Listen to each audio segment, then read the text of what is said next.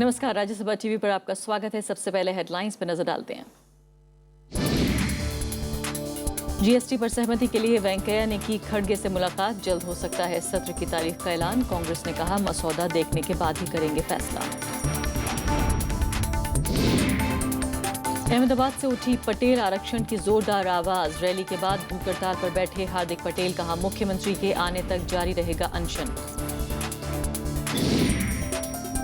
प्रधानमंत्री मोदी से मिले दिल्ली के मुख्यमंत्री अरविंद केजरीवाल। राजधानी के विकास में मांगा सहयोग। चंद्रबाबू नायडू ने की आंध्र के लिए विशेष दर्जे की मांग। धर्म के आधार पर जनसंख्या के आंकड़े जारी। 2011 की जनगणना के मुताबिक देश में मुस्लिम आबादी हुई 17.22 करोड़। 96.63 करोड़ हिंदुओं की संख्या। और सोमवार के जोरदार झटके के बाद संभला शेयर बाजार। 291 अंकों की बढ़त के साथ बंद हुआ सेंसेक्स। एशियाई बाजारों में भी मामूली सुधार। सबसे पहले पहली खबर।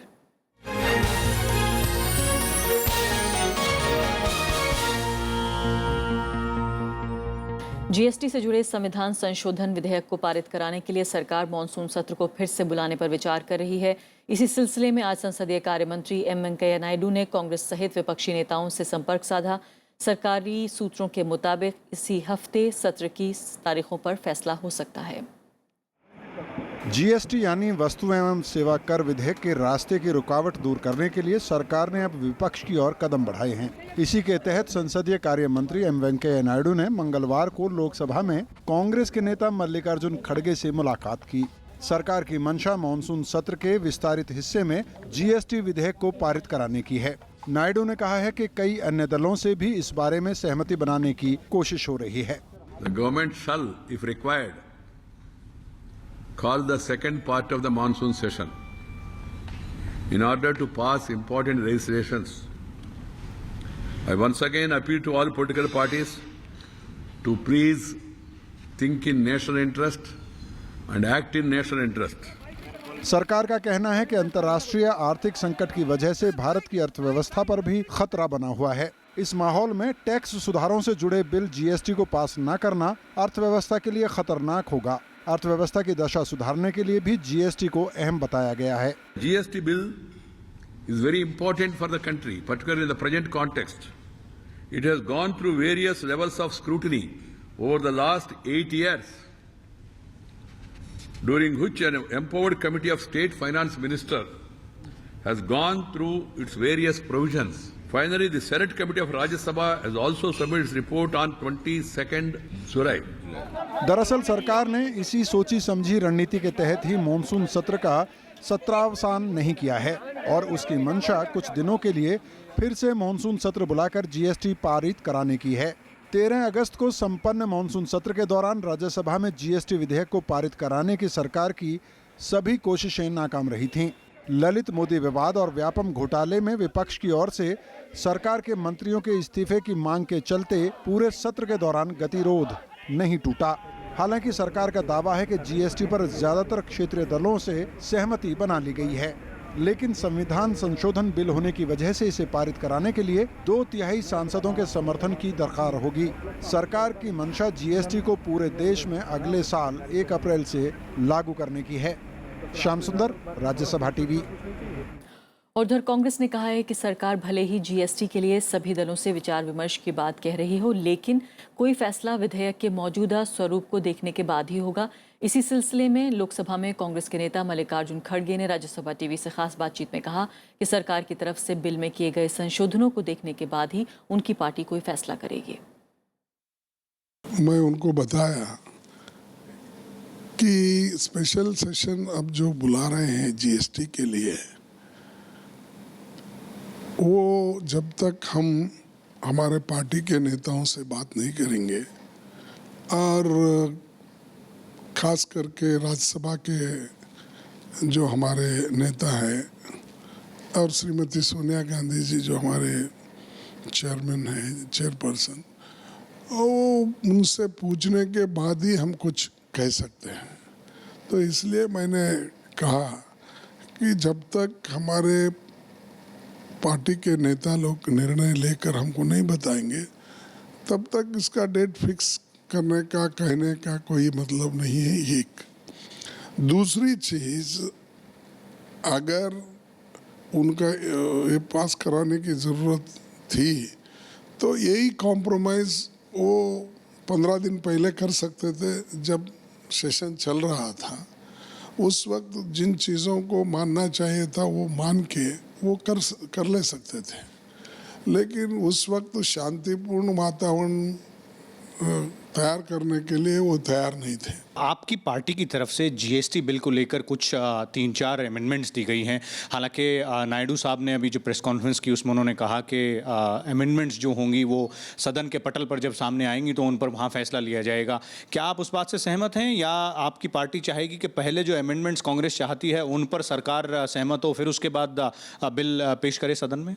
देखिए, जब तक ऑथेंटिक बिल नहीं आएगा, ऐसे हाइपोथेटिकल क्वेश्चंस का रिप्लाई देने में कोई अर्थ नहीं है। अगर वो ऑथेंटिक बिल पेश करे, उस वक्त हम बोलेंगे उसमें क्या खामियां हैं, या वो कहेंगे कि हमने आपके सुझावों को एक्सेप्ट किया है और ये बिल है, तब ये बात कुछ बन सकती है। और मेरे साथ स्टूडियो में इस वक्त ईशान बख्शी मौजूद हैं, जो कि असिस्टेंट एडिटर हैं बिजनेस स्टैंडर्ड में। ईशान, स्वागत है आपका। सबसे पहले ये बताइए कि फ़िलहाल जिस तरह की रस्साकशी चल रही है पॉलिटिकली, अगर देखा जाए, कांग्रेस पार्टी हम जानते हैं वो पार्टी है यूपीए सरकार जो कि लेकर आई इस बिल को, और उसके बाद अब उसमें जिस तरह के अमेंडमेंट्स की बात हो रही है, पॉलिटिकली किस तरह से ये कांग्रेस पार्टी दिख रही है इसको, इसके ऑपोजिशन को? देखिए, आपको पता है कि कांग्रेस पार्टी ही जीएसटी के पीछे आई, जीएसटी बिल लेके आई थी। जो अमेंडमेंट्स अब कांग्रेस पार्टी कह रही है वो मेरे विचार में जीएसटी बिल को अच्छी तरह बनाएंगे। जो अभी जीएसटी बिल गवर्नमेंट लेके आई है सदन में, उसमें थोड़ी इम्प्रूवमेंट होगी। उनकी जो डिमांड्स हैं, उन्होंने एक डिमांड करी है कि 1% जो टैक्स है इंटर स्टेट मूवमेंट पे वो हटा दीजिए। वो मेरे दिमाग में एक बहुत अच्छा सुझाव है। उनकी एक और सुझाव है कि 18% से 20% तक का टैक्स रेट होना चाहिए, which is a very very good move. जो टैक्स रेट पब्लिक डोमेन में विचार हो रहा है जिस पर 27-28% का, वो बहुत हाई है। उस इतने हाई टैक्स रेट में जो आपको बेनिफिट्स जो आप बोल रहे हैं जीएसटी के साथ जो आपको मिलेंगे, वो आपको शायद ना मिले। और रिसर्च कहती है, कोटक ने करी है, एचएसबीसी ने करी है, कि इतने हाई टैक्स रेट में जो इंटेंडेड बेनिफिट्स हैं जीडीपी को जीएसटी के लाने पर, वो आपको नहीं मिलेंगे। तो कांग्रेस के जो 2-3 अमेंडमेंट जो ये कह रहे हैं, वो मेरे विचार में बहुत अच्छी अमेंडमेंट्स हैं जो इम्प्लीमेंट करनी चाहिए सरकार और बीजेपी के लिए इसके रास्ते में क्या आ रहा है? अगर वो माना इस बात को हूबहू मान लें, और आप खुद एक इकोनॉमिस्ट हैं, आप पत्रकार हैं, और आप भी इसको अच्छा मान रहे हैं एक न्यूट्रल पर्सन होने के नाते, क्या आपको लगता है कि बीजेपी के लिए फिजिबल है इन्हें मान लेना इस बातों को? जी, बीजेपी जहाँ तक मुझे लगता है उनको ये मानना चाहिए, क्योंकि ये जीएसटी बिल को एक अच्छा बिल बनाएंगे। उनकी प्रॉब्लम जहाँ तक मुझे समझ में आ रही है, वो है कुछ स्टेट्स प्रॉब्लम क्रिएट कर रहे हैं। वो कह रहे हैं कि हमारा रेवेन्यू कम होएगा। मैन्युफैक्चरिंग स्टेट्स हैं जैसे गुजरात है, तमिलनाडु है, महाराष्ट्र है, उनको लगता है कि जीएसटी जैसे ही आएगा तो उनके टैक्स बेस पे कम होएगा, उनका रेवेन्यूज कम होंगे। गवर्नमेंट सरकार तो ये भी कह रही है कि उसे पे ऑफ कर देंगे जो भी बैलेंस होगा। बट ये यहाँ पे आता है ट्रस्ट डेफिसिट। चिदम्बरम जी ने जब वो फाइनेंस मिनिस्टर थे तब उन्होंने भी कहा था कि I will compensate, but ultimately मुद्दा आता है पैसों का। सो ये सरकार को, स्टेट्स को विश्वास देना पड़ेगा कि हम आपका जो भी लॉस है वो हम आपको पूरा कॉम्पनसेट करेंगे। एक तरफ एक और पॉइंट जो मैं रेज करना चाहता हूँ कि स्टेट्स को भी समझना चाहिए कि उनका अगर टैक्स मैन्युफैक्चरिंग पे कम हुआ तो उनका सर्विसेज में उनका टैक्स बढ़ेगा। तो जितना वो लग रहा है उनको कि उनका घट जाएगा, उतना वहाँ पे आपको सर्विसेज में टैक्स हो जाएगा। तो वहाँ पे उनका बेनिफिट है, क्योंकि ये अब आएगा एक डेस्टिनेशन पर, ओरिजिन से छोड़कर। इसलिए नहीं, ये तो बात रही राज्य सरकारों की और केंद्र सरकार की और पार्टियों की, लेकिन आम लोगों के नज़रिए से अगर हम देखें तो ये आम लोगों के लिए कितना महत्वपूर्ण है? बहुत दिनों से हम ये सुन रहे हैं कि भाई एक स्ट्रीम लाइनिंग हो जाएगी, 50 तरह के टैक्सेस पे करने पड़ते हैं, अलग अलग स्टेट में जाते हैं तो अलग अलग टैक्स होते हैं, एक टैक्स से पूरा देश जो है ड्राइव होगा। कौन से ऐसे देश हैं जहाँ पर ये पहले ही कामयाब तरीके से काम कर चुका है ये टैक्स, और आम लोगों के लिए कितना अहम है? अब जैसे आप देखिए, यूरोप है, जब यूरोपियन यूनियन बना था तो उसको बनाने का सबसे बड़ा मुद्दा क्या था? एक सिंगल मार्केट बनाने का, ताकि जो गुड्स और सर्विसेज की जो मूवमेंट है अक्रॉस बॉर्डर्स हो जाए, सीमलेस हो जाए। आपने कहा कि बहुत सारे टैक्सेस होते हैं, तो टैक्सेस सिस्टम को डिस्टॉर्ट कर रहे हैं। कुछ स्टेट्स के 14% टैक्स रखते हैं, कुछ स्टेट्स 15% टैक्स रखते हैं, तो बहुत डिस्टॉर्शन होती है सिस्टम में। जीएसटी के आने के बाद क्या होएगा कि जो सिस्टम में जो टैक्सेस हैं वो पूरे रैशनलाइज हो जाएंगे। States will not have the power to increase और decrease according to what they want. उसकी एक फिक्स्ड बैंड होएगा। उसके बाद क्या होएगा कि सपोज करिए आप एक कंस्ट्रक्शन का बिजनेस करते हैं, अगर रियल एस्टेट ही लाते हैं जीएसटी के अंदर, तो जो आपने जो इनपुट्स पे जो आपने टैक्स दिया है उसको आप ऑफसेट कर सकते हैं। तो एक सेंस में आपका थोड़ा जो प्राइस है वो थोड़ा कम हो सकता है और आम चीजों के जो दाम है वो भी कम होंगे। बिल्कुल। जैसे अगर अभी आप किराने स्टोर में जाते हैं, किराने स्टोर में लोग बोलते हैं कि हम पर्ची नहीं लेंगे, हम बिल नहीं लेंगे, हम कैश देंगे, बिकॉज हमको टैक्स देना पड़ेगा। अगर हम जीएसटी लेके आए और हम पूरी अपनी चेन को सही तरीके से करें तो जो सारे जो आपके इनपुट कॉस्ट हैं वो आप ऑफसेट कर सकते हैं। उसलिए आपके टैक्स और एंड प्राइस में थोड़ा फर्क आ सकता है। शॉर्ट टर्म में शायद बिकॉज आपको अपना सर्विस टैक्स भी थोड़ा और बढ़ाना पड़े, थोड़ा आपका टैक्स बढ़ सकता है, बट लॉन्ग रन में जैसी कंपटीशन के होएगा, जैसी आपका पूरा चेन आपका आएगा जीएसटी के अंदर, आप सारे अपने इनपुट टैक्स को ऑफसेट कर सकते हैं, तो आपके प्राइसेस तो ऑटोमेटिकली। क्या कांग्रेस पार्टी के लिए ये एक पॉलिटिकल वजह है, राजनीतिक कारण है कि वो ये नहीं चाहती कि बीजेपी को फायदा हो, आम लोगों की नजर में जो है चीजों के दाम घट जाएं या इकोनॉमी ऊपर चली जाए और एक राजनीतिक फायदा मिले? बट ये तो आपको कांग्रेस पार्टी वालों से पूछना पड़ेगा। बट कहने की बात है कि Congress was the one who bought GST, ये इनका है। एंड उस टाइम पे BJP oppose, BJP rule states Madhya Pradesh, Maharashtra, Gujarat, all of them oppose. तो ये टिट फॉर टैट लग रहा है। जी, बहुत बहुत शुक्रिया ईशान आपका स्टूडियो में आने के लिए, चर्चा के लिए। तो फिलहाल ये थी हमारी पहली खबर और अभी फिलहाल एक छोटा सा ब्रेक लेते हैं।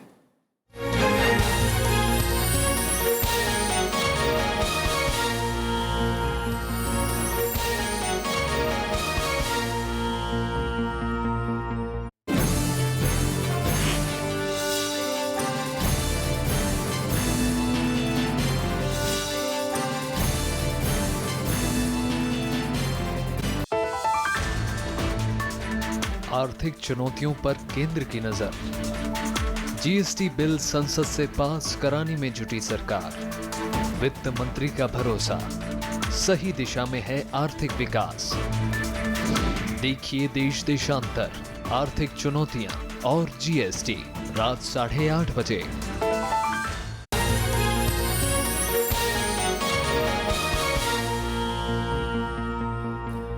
और गुजरात में पटेल आरक्षण की मांग को लेकर आज अहमदाबाद में एक रैली का आयोजन किया गया। पाटीदार अनामत आंदोलन समिति की अगुवाई में हो रही इस रैली में जहां लाखों लोग जुड़े, वहीं मंच से युवा नेता हार्दिक पटेल ने हुंकार भरी मांग पटेल समाज को ओबीसी कोटे में शामिल करने की थी, जो कि सरकार के सामने चुनौती के रूप में सामने आई। गुजरात में पटेल आरक्षण की मांग अब सड़क तक पहुंच चुकी है।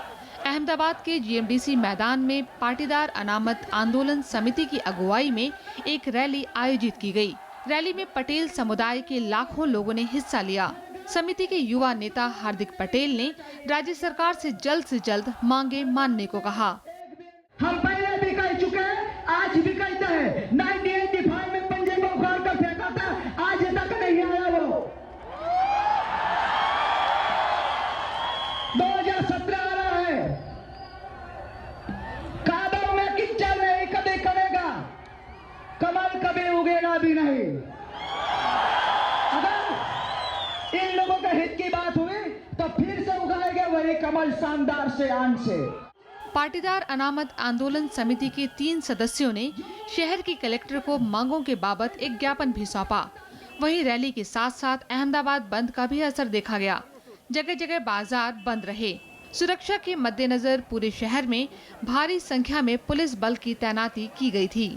लॉ एंड ऑर्डर की जो व्यवस्थाएं हैं, साथ में जो हेल्थ से रिलेटेड इश्यूज हैं, कोई इन केस ऑफ इमरजेंसी अगर कुछ होता है, 108 की सेवाएं हैं, हॉस्पिटल्स हैं वगैरह, उनको रिव्यू करने के लिए एक राउंड पे हम गए थे। हमारी जो व्यवस्था है वो पहले से बहुत क्लियर है और बता दी गई है कि हमें लॉ एंड ऑर्डर को मेंटेन करना है डिस्ट्रिक्ट के अंदर, सिटी के अंदर। सीपी साहब के साथ भी बात हुई है और कोई भी अनटूवर्ड इंसिडेंट्स नहीं बने वो देखना हमारी। गुजरात की कुल आबादी 6 करोड़ 27 लाख है, जिसमें पटेल समाज की तादाद 20% है। पाटीदार समिति की मांग है कि उन्हें राज्य में 27% ओबीसी कोटे में शामिल किया जाए। हालांकि कुछ दिन पहले मुख्यमंत्री आनंदीबेन पटेल ने इन मांगों को मानने से साफ इनकार कर दिया था, जिसके बाद इस रैली का ऐलान किया गया था। Bureau report, Rajya Sabha TV. और वहीं अहमदाबाद में रैली और बंद के दौरान शहर के कई इलाकों में पुलिस और रैली में आए लोगों के बीच झड़पें भी हो गईं। पाटीदार अनामत आंदोलन समिति का आरोप यह है कि उनके कार्यकर्ताओं पर लाठीचार्ज किया गया, जबकि उनका प्रदर्शन शांतिपूर्वक चल रहा था। वहीं रैली के बाद समिति के नेता हार्दिक पटेल अपने 2 साथियों के साथ जीएमडीसी मैदान पर भूख हड़ताल पर बैठ गए हैं। उनका कहना है कि जब तक राज्य की मुख्यमंत्री आनंदीबेन पटेल वहां नहीं आती, तब तक उनका अनशन जारी रहेगा। हम अभी उपवास पर बैठे जब तक गुजरात के सीएम यहाँ आकर हमारे आवेदन पत्र ना स्वीकार ले और हमारी मांगे पूरी ना किए, तब तक हम यहाँ पर बैठेंगे उपवास पर। और खास तौर पर इस प्रकार जो यहाँ रैली हुई है, शांतिपूर्ण रैली हुई है, फिर भी पुलिस ने हमारे कार्यकर्ता पर लाठीचार्ज किया है। अगर बाद में कुछ गुजरात में परिस्थिति बिगड़ेगी, उसकी जिम्मेदारी गवर्नमेंट की रहेगी। जहां उधर दिल्ली के मुख्यमंत्री अरविंद केजरीवाल ने आज प्रधानमंत्री नरेंद्र मोदी से मुलाकात की। इस मुलाकात के दौरान केजरीवाल ने प्रधानमंत्री से दिल्ली के विकास में सहयोग की अपील की, साथ ही केंद्र के हस्तक्षेप पर नाराजगी जाहिर की। प्रधानमंत्री नरेंद्र मोदी से मुलाकात के दौरान दिल्ली के मुख्यमंत्री अरविंद केजरीवाल ने सरकार के कामकाज में केंद्र के हस्तक्षेप पर नाराजगी जाहिर की। उन्होंने प्रधानमंत्री से दिल्ली के विकास में केंद्र के सहयोग की अपील की। केजरीवाल ने कहा कि राजधानी के विकास में किसी भी तरह से राजनीतिक विचारधाराएं बीच में नहीं आनी चाहिए। आप स्किल इंडिया चाहते हैं, हम दिल्ली में स्किल इंडिया करके दिखाएंगे। हम दिल्ली के अंदर डिजिटल इंडिया करके दिखाएंगे। हम दिल्ली के अंदर आपको स्वच्छ भारत करके दिखाएंगे। दिल्ली के अंदर स्वच्छ दिल्ली करके दिखाएंगे। हम आपके सपने को पूरा करेंगे, लेकिन बहुत ज़रूरत है कि हमारे और आपके दिल्ली सरकार की और हमारी राजनीतिक विचारधाराएं जो हैं वो बीच में नहीं आनी चाहिए। हालांकि बीजेपी इसे आम आदमी पार्टी सरकार की सस्ती राजनीति करार दे रही है। अरविंद केजरीवाल जी जो हैं सिर्फ नाटक और अखबारों की सुर्खियां बटोरने का काम करते हैं और कुछ नहीं। वो किसी भी विषय में गंभीर नहीं है। इससे पहले जून में अरविंद केजरीवाल ने प्रधानमंत्री से मिलने का समय मांगा था। उस वक्त प्रधानमंत्री व्यस्तता की वजह से वक्त नहीं दे सके थे। बाद में उन्होंने अरविंद केजरीवाल के जन्मदिन पर बधाई देने के लिए फोन किया, तब केजरीवाल ने मुलाकात की इच्छा जताई थी। अनु दीवान, राज्यसभा टीवी। विशेष राज्य का दर्जा दिए जाने की मांग को लेकर आज आंध्र प्रदेश के मुख्यमंत्री एन चंद्रबाबू नायडू ने प्रधानमंत्री नरेंद्र मोदी से दिल्ली में मुलाकात की। आंध्र प्रदेश के विशेष प्रतिनिधि के राम मोहन राव के मुताबिक दोनों नेताओं के बीच शैक्षणिक संस्थानों, पोलावरम परियोजना और राज्य के लिए नए राजधानी शहर के निर्माण समेत कई लंबित मुद्दों पर बातचीत हुई। आंध्र प्रदेश के लिए विशेष दर्जे की मांग के मुद्दे पर उन्होंने कहा कि इस पर जरूरी संशोधन किए जाने चाहिए। मुख्यमंत्री चंद्रबाबू नायडू ने 22 अक्टूबर को अमरावती में बन रहे नए राजधानी शहर की आधारशिला रखने के लिए प्रधानमंत्री को आमंत्रित किया।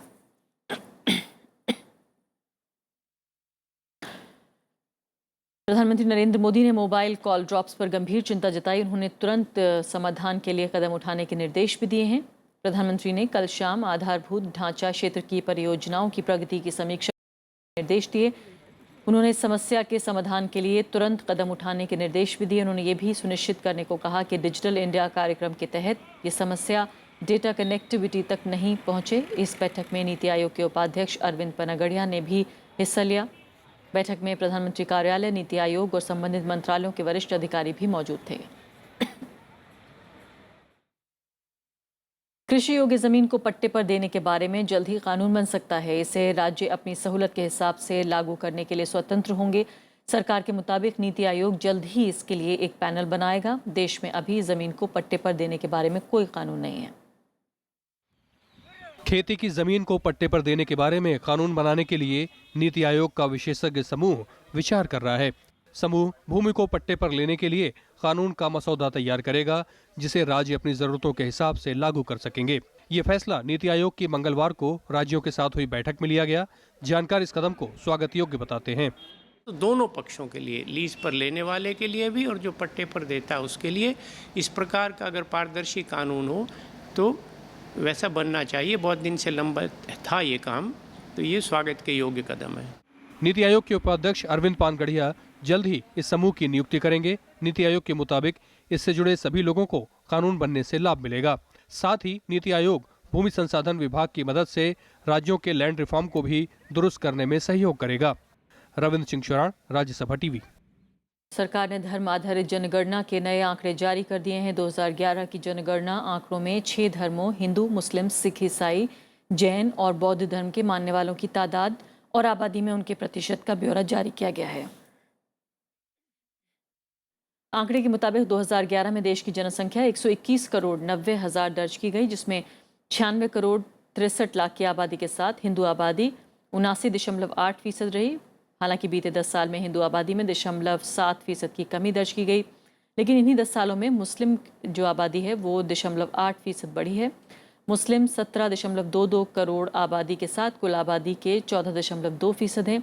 इसके अलावा ईसाई देश की आबादी के 2.3%, सिख 1.7%, बौद्ध 0.7% और जैन 0.4% हैं। 10 सालों के दौरान आबादी वृद्धि दर 17.7% रही, जिसमें हिंदू वृद्धि दर 16.8%, जबकि मुस्लिम वृद्धि दर 24.6% रही। ईसाई आबादी में कोई बढ़ोतरी दर्ज नहीं की गई।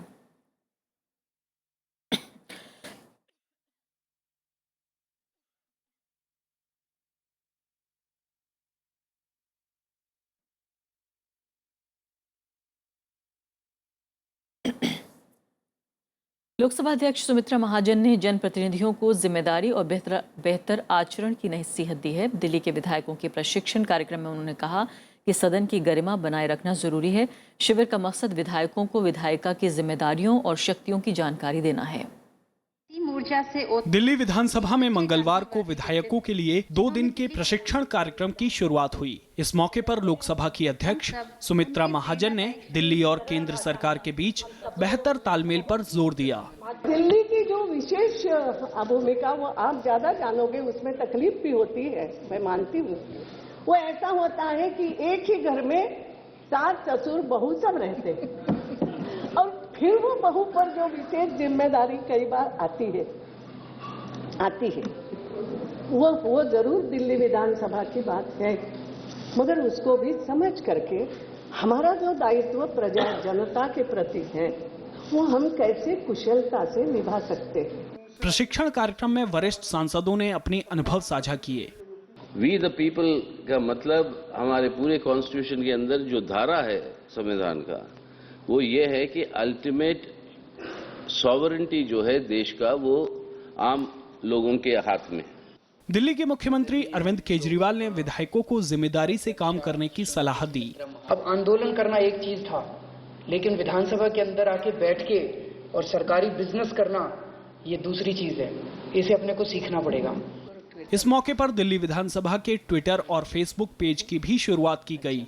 नवविक्रम सिंह, राज्यसभा टीवी। राजधानी दिल्ली के करीब 80,000 बुजुर्ग वृद्धावस्था पेंशन के लिए दर-बदर भटक रहे हैं। उन्हें पिछले 13 महीनों से पेंशन नहीं मिली है। एक तरफ नगर निगम अपने खराब आर्थिक स्थिति का हवाला दे रही है, तो दूसरी तरफ दिल्ली सरकार निगम की मंशा पर ही सवाल खड़े कर रही है। दिल्ली के पटेल नगर की रहने वाली ये है ललिता देवी। सालों पहले अपने पति को खोया, फिर आखिरी सहारे अपने बेटे को। घर में कमाने वाला कोई नहीं, लिहाजा इनके लिए सरकार से हर महीने मिलने वाली 1,000 रुपये वृद्धावस्था पेंशन ही आखिरी सहारा है, जो 13 महीने से नसीब नहीं हुई। ललिता अकेली नहीं है, ऐसे कई बुजुर्ग अपनी मांगों के लिए दर दर भटक रहे हैं। पहले मैं थोड़ा सा सिलाई कर लेती थी, अभी मेरे को 6 महीने से सर्वाइकल का तकलीफ है। अब मैं सिलाई भी नहीं कर सकती और ऐसे ही मेरे बेटियां हैं, कुछ कभी कोई कुछ दे देती है मेरे को, खर्चा पानी का कोई। 1 साल हो गया पेंशन नहीं मिली।